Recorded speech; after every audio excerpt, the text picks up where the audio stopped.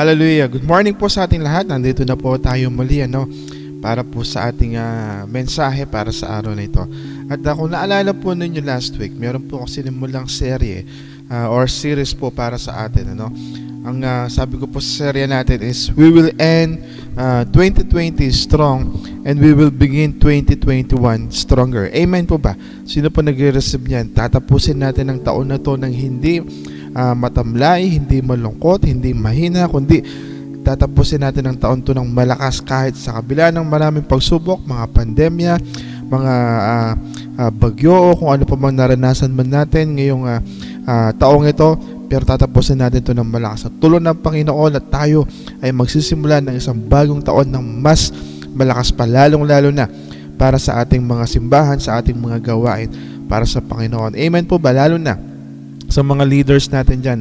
Okay? Maghanda po tayo. Talagang palalakasin pa tayo ng Panginoon at tayo naman ay maging handa sa pagtanggap natin dahil maraming gagawin ng Panginoon para sa ating lahat sa susunod na taon. Amen po ba? Hinahanda lang tayo ng Panginoon. Hallelujah. No? At ang naging main text po natin para sa seryeng ito, yung Word of the Year po natin sa lalo na sa Pag-asa Center ng Pilipinas. Okay? Yung Isaiah chapter 40 verse 31 at kahit konti ay napag-aralan po natin to last week. Okay? Ang nakasulat po dito, basahin po natin sa Isaiah chapter 40 verse 31. Sabi po dito, but those who wait on the Lord shall renew their strength. So last week pinag-usapan po natin yung waiting game, kung naalala po ninyo. Okay, sabi diyan, they shall mount up with the wings like eagles, they shall run and not be weary, they shall walk and not faint. So yun ang sinasabi sa Bible, sila magkakaroon ng pakpak na parang agila, sila tatakbo, hindi mapapagod, sila maglalakad pero hindi sila manlulupaypay dahil nga palalakasin sila ng Panginoon. Pero para sa araw pong ito, ang magiging mensahe po natin na ibinigay ng Diyos po pa sa atin ay aatras po tayo ng mga ilang verses sa Isaiah chapter 40. At yan po ay mababasa natin sa verse 28 ng Isaiah chapter 40. So ito naman po ang mensahe natin for this day. Related pa rin po ito sa Isaiah chapter 40 verse 31. So sabi naman po dito, basahin natin. Have you never heard? Okay? Have you never understood? The Lord, okay, hallelujah. The Lord is the everlasting God. Sabi po diyan, the creator of all the earth. Hallelujah. He never grows weak or weary. Hindi siya napapagod o hindi siya nangihina. No one can measure the depths of His understanding. Amen po ba? Pwede po bang pa-hallelujah muna dyan sa mga tumanggap o sa mga naniniwala sa mga salitang to? He is an everlasting God, the creator of all earth. He never grows weak or weary.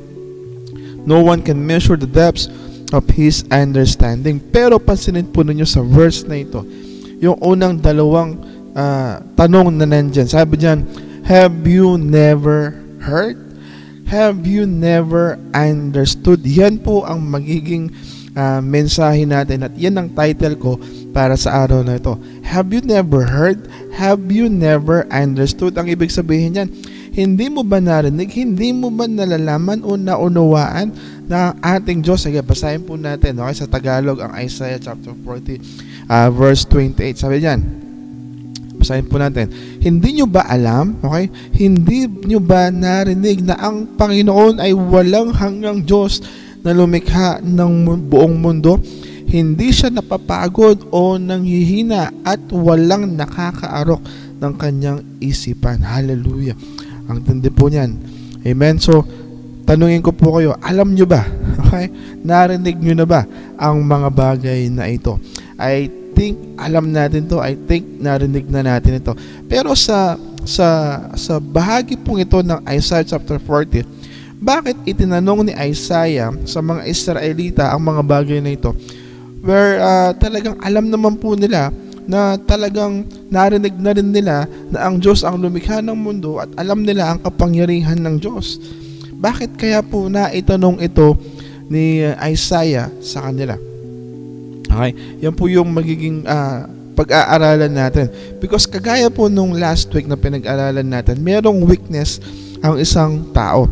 last week po, di ba, napag-usapan natin yung weakness ng tao. Number 1 po na napag-usapan natin last week is yung hindi po tayo makapag-intay. Meron tayong impatience, nagmamadali tayo lagi.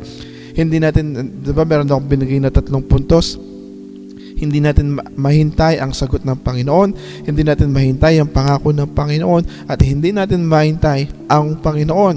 Okay? So ngayon, ipapakita ko naman po yung pangalawa na weakness ng isang tao. Remember, we are talking about strength and weaknesses sa verse, sa word of the year natin. Kasi sabi nga, hindi tayo manlulupay pa, hindi tayo manghina. Ang Diyos na magbibigay ng kalakasan sa atin.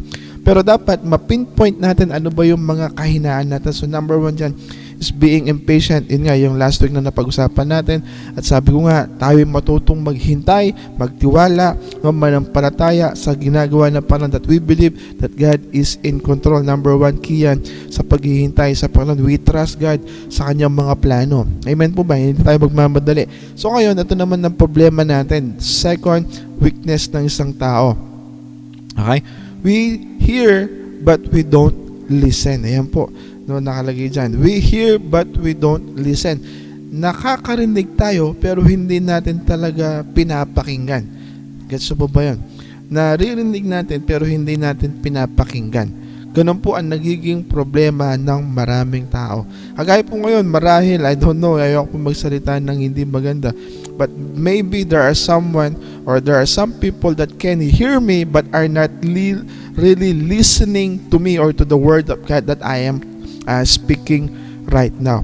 Alam niyo po ba, napaka-tindi ng salitang listening or ng hearing. So bigyan ko po kayo ng konting trivia or information about hearing. No, sabi ko po dito, you can close your eyes. Kapag meron kang ayaw na makita, ang dali lang pong ipikit ng mata, tama po ba? Or lumingon ka sa kabila, hindi mo na makikita.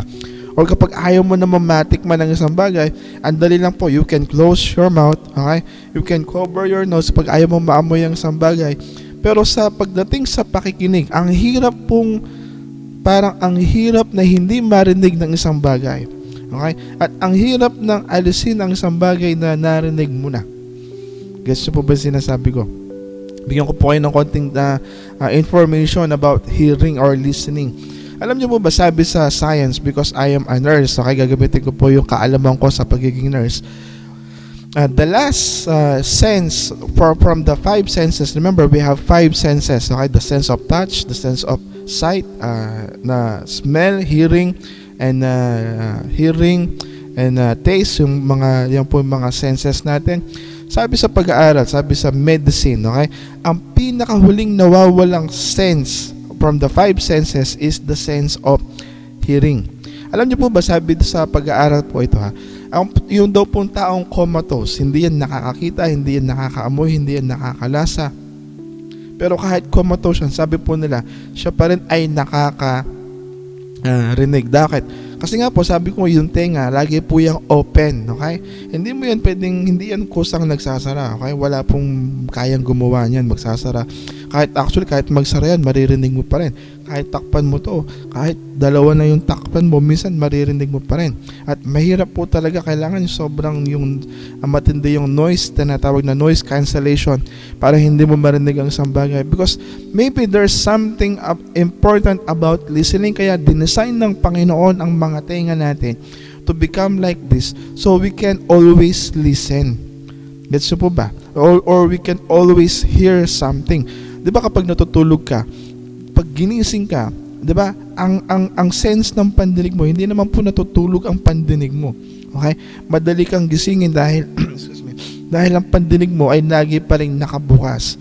Nagigets mo ba ibig ko sabihin? So maybe sabi ko nga, there is something important when it comes to hearing or listening. So, sabi ko po dito, listening is not hearing, okay? It is very different. Sabi ko nga, hindi ibig sabihin narinig mo ay pinakinggan mo, okay? Kasi kahit ano nga lang po, maririnig mo yung dyan, meron kang maririnig dyan, meron kang maririnig dito, pero ang totoo, hindi ka naman talaga nakafocus dyan para marinig at maintindihan ng isang bagay. So listening is not hearing. It doesn't mean you heard something. It means that you are listening. Okay? Hindi ibig sabihin narinig mo ay napakinggan mo. Minsan kahit hindi mo sinasadya, na marinig. Minsan naririnig mo, tama po ba? Dahil nakabukas, tapos nagkaroon ka ng interest. Ngayon talagang papakinggan mo na. O minsan naman, kahit naririnig mo na dahil wala ka sa sarili mo o talagang wala kang interest na sa pinakikinggan mo, parang hindi mo rin naririnig yung naririnig mo. Nagigets po ba yung mga sinasabi ko? Kahit medyo puro naririnig ang sinasabi ko, sana naririnig nyo ang gusto ng Diyos na marinig ninyo sa araw na ito. Amen po ba?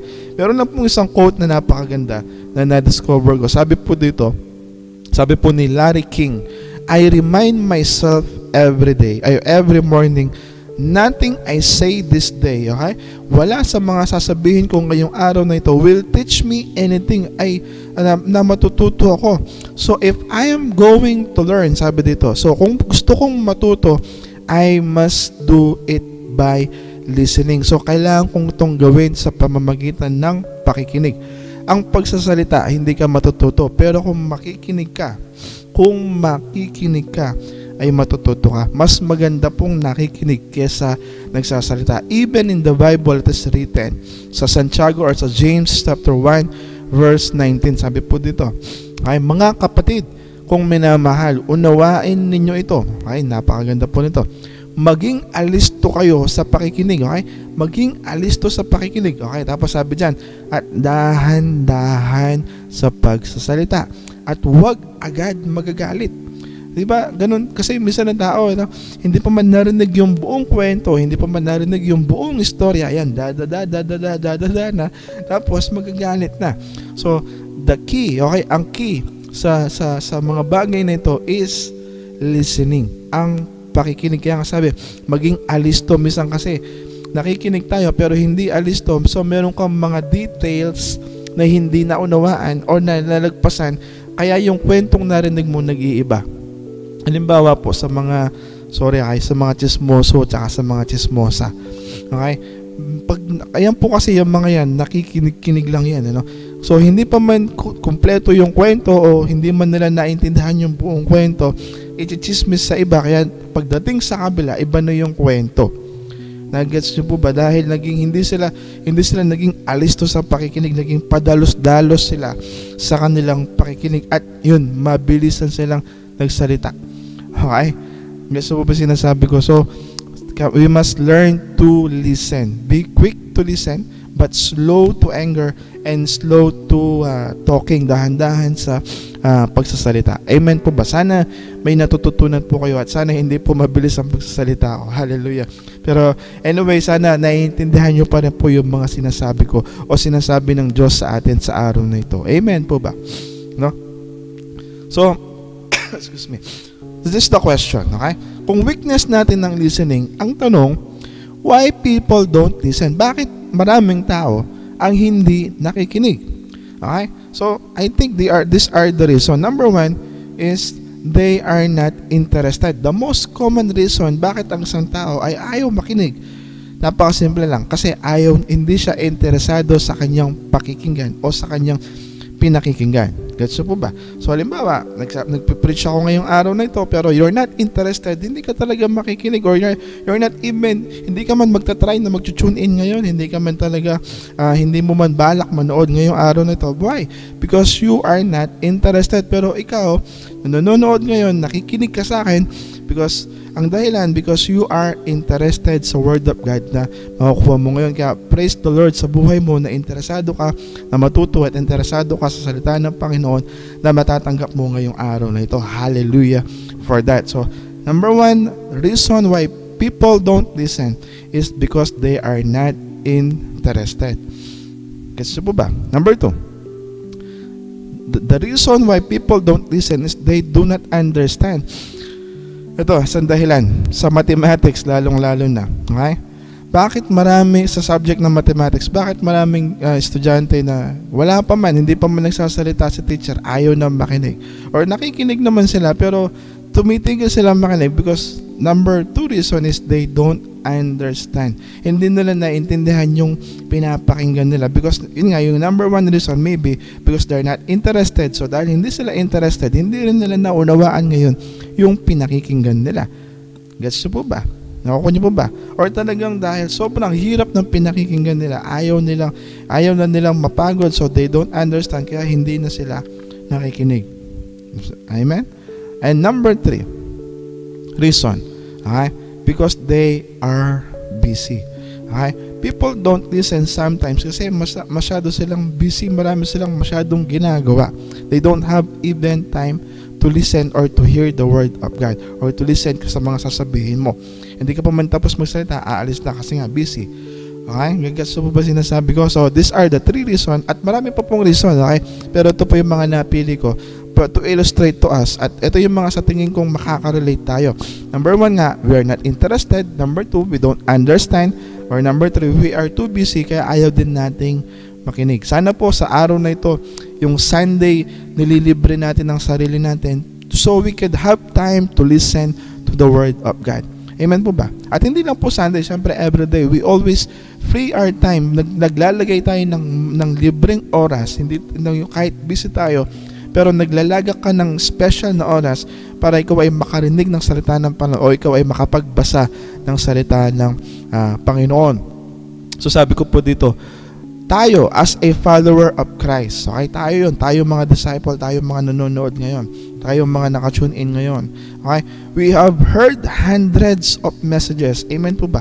So yun na po dito yung nakarinig ng napakarami ng messages. Remember, imagine, sa isang taon, okay, there are 52 weeks. That's equals to 52 Sundays. Okay, that's 52 message in 1 year. At hindi lang po syempre Sunday, mayroon pa po nga weekdays yan.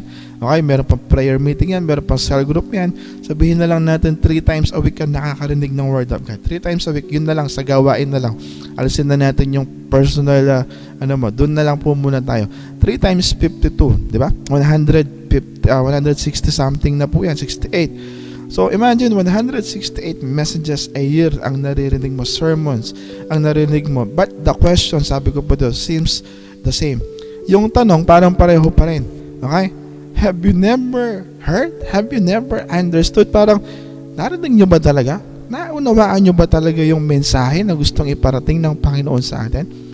Gusto mo ba sinasabi ko? Kasi parang sa kabila ng daang mensahe o dami ng mensahe o dami ng sermon o preaching na narinig mo, parang walang nangyari. Aray ko po. Amen? So, ang tanong, have you never heard? Have you never understood?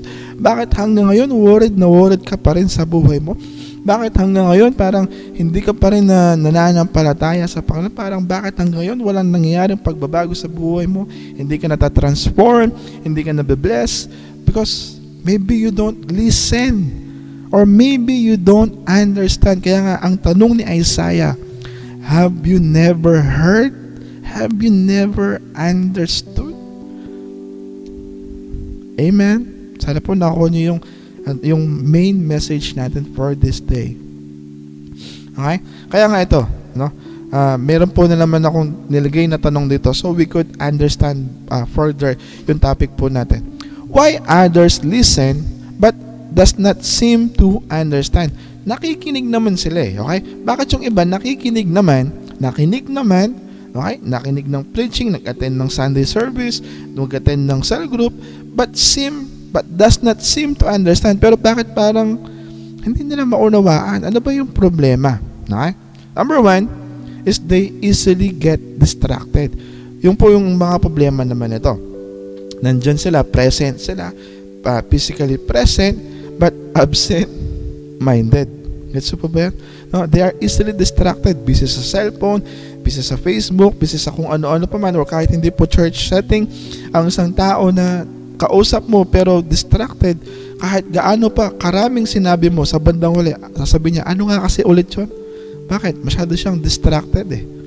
No? He's not mentally present on that moment because he is just physically present. Amen po ba? O, nakuha niyo po ba sinasabi ko? Number 2, they easily forget. Napakadali nilang makalimutan. Narinig ngayon, makakalimutan mamaya. Narinig ngayon, bukas wala na. Or minsan, sige, patagalin natin ng konti, pero after a week, yung narinig, wala na. Okay? They easily forget what they heard. Okay, so ang dating ngayon parang hindi nila naunawaan. Naunawaan naman nila, narinig naman nila, pero ang problema nakakalimutan nila. Gets niyo po ba? Okay? Parang sasabihin mo, halimbawa, nag-usap tayo ngayon, may sinabi ako. Next week nakita tayo. Tapos sasabihin, may sinasabi ako sa'yo, di ba naalala yung sinabi ko? Di ka ba nakikinig nun? Sasabihin ko sa'yo. Pero actually nakinig ka naman. Ang problema, nakakalimutan mo lang. And number 3, ito naman ng third reason bakit ang isang tao parang hindi na inaunawa ng isang bagay. They quit to try to understand. Madali silang mag-quit na intindihin yung isang bagay, lalo na kapag mahirap ito o hindi nila talaga maunawaan. They won't make an effort para maunawaan ang bagay na kanilang pinapakinggan o ang kanilang nais unawain. Gets nyo po ba?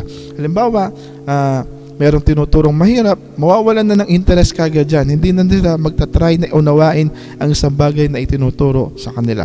So, agad silang susuko. So, in the end, yung understanding nila, hindi na nabubuo kasi nga, they stop listening na. Sa una lang sila nakinig. O nakinig naman sila, pero hindi na nila, hindi na nila pinrases sa kanilang mindset, yung kanilang narinig kasi nga nakikihirapan sila. Parang, mathematics na naman, nakinig ka sa teacher mo pero hindi ka nag-process kasi nga para sa'yo mahirap yun.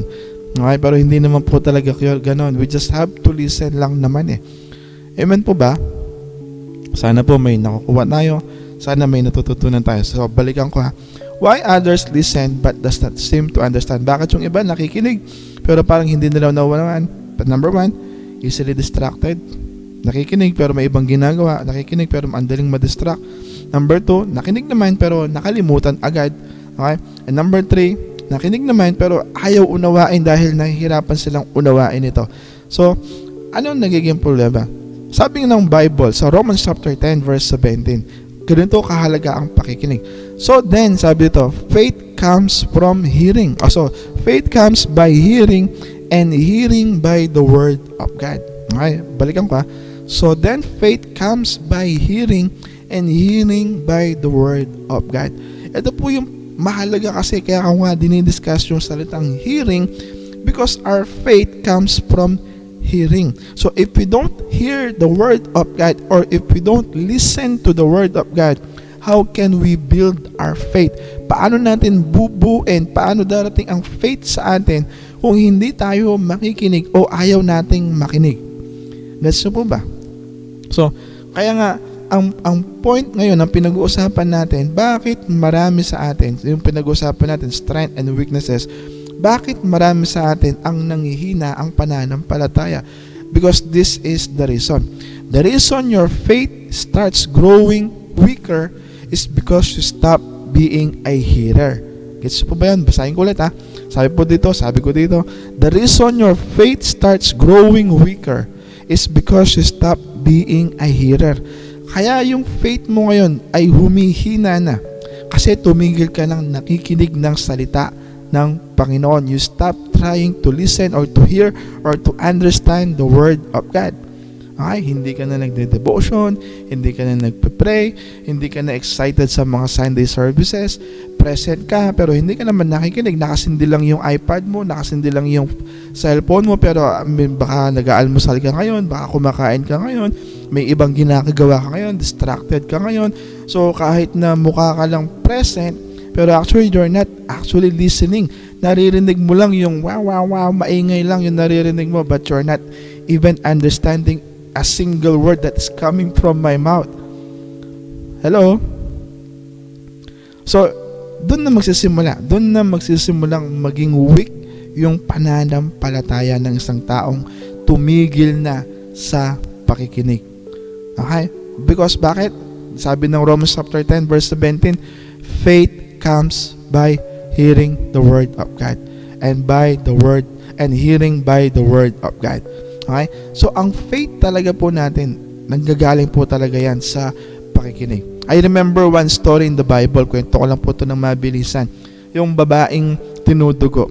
Alam po natin yung kwento niya, diba? Dinudugo siya for how many years? Okay? Pinuntahan niya lahat ng doktor, lahat ng magagamot, naubos ng kanyang kayamanan. Pero, napunta na siya dun sa level na ubos na siya at wala na siyang ibang mapuntahan. Pero bigla siyang may narinig na magandang balita. May narinig siyang isang healer, isang manggagamot, isang gumagawa ng mga himala. Narinig niya yung pangalan ni Jesus. So he heard something, he heard a good news, and her faith starts to grow. May narinig lang. Tapos yung narinig niya, biglang nag-process yung isip niya. He tried to understand. Sabi niya sa isip niya, mahawakan ko lang ang laylayan ng damit ni Jesus, I will be healed, sabi niya. No? So pumasok sa tenga niya, pumasok sa isip niya, pinrases ng kanyang puso, isipan, and then yung faith niya biglang nabuo, and then by faith, okay, he made an action. Ayun. Gets mo ba? No? Yung hearing niya, yung narinig niyang magandang balita, nag-build ng faith sa kanya, and then nag-move sa kanya into action. Ano yung naging action niya? Ito yung naging action niya, pinuntahan niya si Jesus. At literal niyang hinawakan, hindi lang po niya inisip, sana mahawakan ko ang laylayan, o mahawakan ko lang ang laylayan, tapos wala na siyang ginawa. Hindi. Ginawa po talaga niya, lumabas siya ng bahay niya, hinanap niya si Jesus, at talagang tinry niyang abutin si Jesus, at nahawakan nga niya po talaga ang laylayan ng damit ni Jesus. At ano nangyari? He was healed. She was healed. Siya po ay gumaling sa oras na nahawakan niya yung laylayan ng damit ni Jesus. Bakit? Yun kasi yung nabuild na faith sa kanya. Kasi po ba? At si Jesus nabigla. Okay? Na-amaze siya. Ang tawag dito yung mga amazing faith. No? Na-amaze siya, nabigla siya, natuwa siya. Sabi niya, sinong humawak sa akin? Naramdaman ko ang kapangyarihan ko na lumabas sa akin. No? Tapos sabi niya, tapos nagpakilala yung babae, alam po natin yan. Tapos sabi ni Jesus, pinagaling ka ng iyong pananampalataya. Ayun, no? She received healing because of her faith, na yung faith niya ay nanggaling sa kanyang narinig. Amen po ba? So we must use our sense of hearing, yung dalawang bagay na ito na inilagay ng Panginoon sa atin. May purpose po yan. Hindi po yan para makinig ng chismis, hindi po yan para makinig ng music, hindi po yan para makinig ng kung ano-ano pa man. Yan po ay ginawa ng Panginoon para marinig natin ang salita niya, para manumbalik tayo sa Kanya, para mabuo ang pananampalataya natin at makabalik tayo sa Kanyang kaharian. Hallelujah for that. Amen po ba? Amen. Ikaw, saan mo ginagamit yung hearing mo? Okay, saan mo ginagamit ang listening mo? Actually, hearing or listening is very powerful. Alam ng mundo, okay? Bigyan ko po kayo ng konting example. Alam ng mundo ang mga tao hindi mahilig makinig. Okay? At agad-agad silang sumusuko sa pakikinig. So, they discovered something about listening. Okay? Ang tawag po dito, hindi ko po yata naisulat dito, pero sasabihin ko na lang. Ang tawag po dito is the power of repetition. Okay? Sabihin po natin, the power of repetition. Ulitin natin, the power of repetition. Ulitin natin, the power of repetition. Repetition, repetition, repetition. Ibig sabihin, paulit-ulit, paulit-ulit, paulit-ulit, paulit-ulit. And there is power in repetition. Merong pong kapangyarihan ang paulit-ulit. Dahil, sabi nga po, dahil alam ng mundo ito, ng sistema ng mundo, na ang tao hindi naman po talaga mahilig makinig, pero may kahinaan tayo when it comes to hearing. Yung paulit-ulit mo naririnig ay pwedeng tumatak sa'yo. Okay? Yan na. Gets mo po ba? Imagine, merong isang kanta na hindi mo alam, hindi ka familiar. Okay? Pero dahil everyday naririnig mo sa sasakyan, sa jeep, sa kanto, sa kapitbahay ninyo, na ikaw hindi mo man talaga pinapakinggan. Pero pag pinatugtog, kinakanta mo. Na-experience nyo na po ba yan? Or yung commercial na hindi mo naman pinapanood pero lagi mo naririnig, lagi mo nakikita, na memorize mo na. Because there is power in repetition. Kaya nga, sabi doon, faith comes from hearing and hearing the Word of God. So, we must keep on hearing and hearing the Word of God. Balikan ko po ito ha. Have you never heard? Have you never understood? So the secret para marinig natin at maunawaan natin ang salita ng Panginoon is we have to keep on listening and hearing the Word of God. Paulit-ulit, paulit-ulit. Amen po ba? Sabi nga, there's power in repetition. No? Kung paulit-ulit mo pong babasahin ng Bible, kung paulit-ulit mo babasahin yung isang verse na hindi mo maunawaan, God will give you the revelation kapag nakita niya, sa kakabasa mo, mauunawaan mo rin yan. Pero hindi ganito, yung iba kasi sa atin no? Page 1 pa lang, nandun pa lang sa first sentence, sa first word pa lang, wala na, tinitigilan na natin yung pagbabasa ng Word of God. Pero the Word of God is telling us we have to keep on reading the Word of God. There is the power in repetition. We have to keep on reading the Word of God. Kapatid, wala pong masamang basahin mo paulit-ulit ang salita ng Panginoon. Kung hindi mo nabasa o hindi mo naunawaan nung unang basa mo, basahin mo sa pangalawa. Kung hindi mo nawaan sa pangalawa, basahin mo na yung katlo. Alam niyo po ba, ang dami ngayon Bible scholar na ngayon, hanggang ngayon, sa buong buhay nila, binabasa nila ng paulit-ulit ang salita ng Panginoon hanggang maunawaan nila ito, hanggang ma-explain nila ito. Because sabi nga ng Bible, the Word of God is alive and active. Sino po dito na-experience yun na po to? Yung binasa mo dati, 3 years ago, na isang verse, at binasa mo ngayon, the same verse 3 years ago, pero parang iba na yung meaning ngayon sa'yo. Kasi minsan sumasabay sa'yo yan Depende sa level of faith mo, yung level ng revelation na makukuha mo. Hallelujah. Gets mo ba yan? Depende sa level of faith mo, ang level of revelation na makukuha mo. Kaya minsan, hindi mo makuha yung revelation because your level of faith is too low. You're not interested. You're too distracted. You quit too easily. Ayaw mong intindihin. Kaya nga sabi ko nga po, ang sikreto dyan ay patuloy po nating basahin ang salita ng Panginoon, even na paulit-ulit po ito. Okay? Hanggang sa ma-memorize mo, hanggang sa tumatak sa isipan mo, hanggang sa magkaroon ng revelation sa buhay mo, at hanggang sa ma-apply mo sa buhay mo. Siyempre, sabi ng Bible, ang mga nakikinig pero hindi sumasagawa ng kanyang salita ay mga taong hangal. Kaya kung nakikinig ka, kailangan yung mga narinig mo ay gawin mo. Siyempre, hindi lang po doon natatapos. Amen? Hindi lang sa pakikinig. Napakinggan mo, naunawaan mo, and then put it into action, kagaya ng babaeng dinudugo na in-example ko po kanina sa atin. So, basahin natin ulit yung main verse natin sa ating pagtatapos. Okay, have you never heard? Have you never understood? The Lord is the everlasting God. Ulitin ko po to. The Lord is the everlasting God, the creator of all the earth.